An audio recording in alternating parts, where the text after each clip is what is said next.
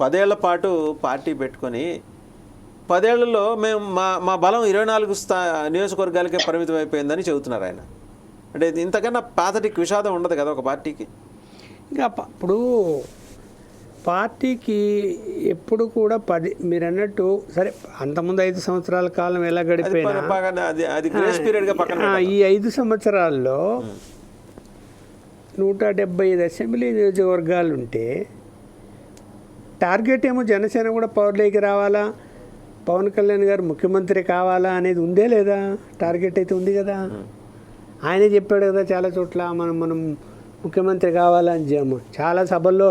యాచించే స్థాయి నుంచి శాసించే స్థాయికి ఎదగాలి కదా. 2009లో ఏం మిస్ అయ్యామో 2024లో అది చేజెక్కించుకుంటున్నాం చాలా స్పష్టంగా చెప్పాడు కదా. చెప్పినప్పుడు ఇప్పుడు 24 సీట్లు తీసుకోవటం ఏంటి? ఆ 24లో కూడా అభ్యర్థులను నిర్ణయించడానికి 5 నిర్ణయించి మిగతా వాళ్ళు ఎవరో కూడా మళ్ళీ టీడీపీ వాళ్ళే పంపించి జనసేన తరఫున పోటీ చేయించే పరిస్థితి ఏంటి?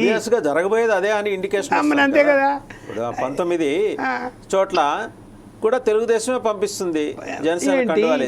ఈ మరి ఇంతకాలం ఏమీ పార్టీని ఎదగనీయకుండా ఎందుకు చేసుకున్నారు? ఇప్పుడు పోనీ ఒకవేళ ఫ్యూచర్లో ఏమైనా నాకు చిన్న అనుమానం వచ్చింది. ఇది 24 సీట్లు తీసుకున్న తర్వాత వాళ్ళ అన్నగారు ఏం చేశారు, చిరంజీవి గారు పార్టీని కాంగ్రెస్లో విలీనం చేసినట్టు ఈయన కూడా అదే దారిలో వెళ్తాడేమో అనుకుంటున్నా. అథారిటీకి దారేదని ఈయన దారి కూడా అన్నదారే నా దారి అంటాడేమో అనుకుంటున్నాను.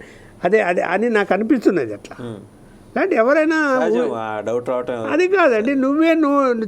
నువ్వే జనాన్ని మీ కార్యకర్తల మీటింగులో మనము 3% 30% తీసుకుంటున్నామని చెప్పిన వాడి 3వ వంతు తీసుకుంటున్నామని చెప్పిన వాడివి 58 సీట్లు అంటే అందరూ 60 సీట్లు తీసుకుంటారని భావిస్తే 24 సీట్లు సర్దుబాటు చేసేసుకొని మనం త్యాగం చేస్తాం. ఏంది త్యాగం చేసేది?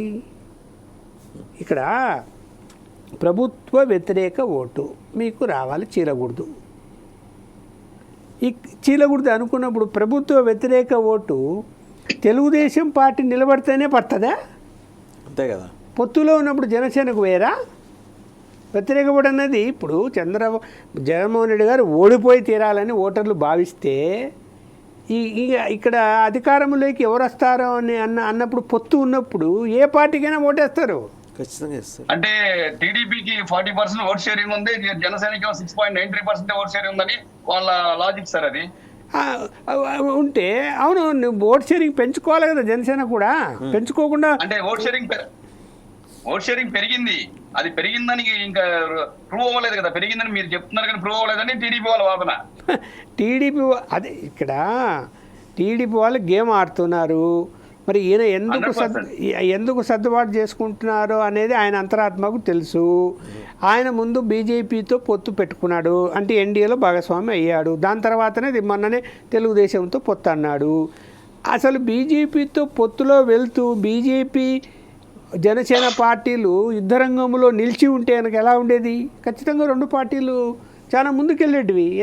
ఎందుకు మీకు ఇప్పుడు ప్రభుత్వ వ్యతిరేక ఓటు చీలకూడదు ఏంటి?